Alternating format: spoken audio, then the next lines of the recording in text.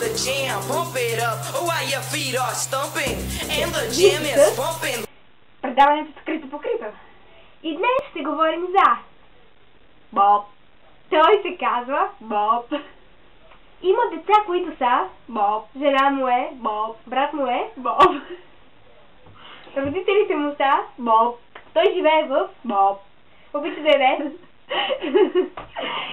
Боб. Любимото му питие е Боб.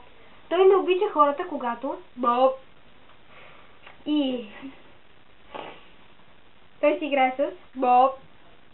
Брат му се е оженил за Боб. Стаята му е в Боб. И колко много варианти. Той обича да Боб. Брат му е гей, защото Боб.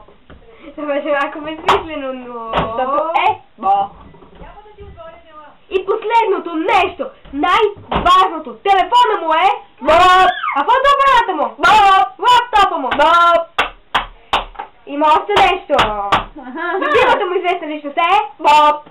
А любимия му цвят е Боб. Толкова е прекрасно. Марката автомобил, която кара е Боб. А всичките ми дрехи са на Боб. И той е Боб!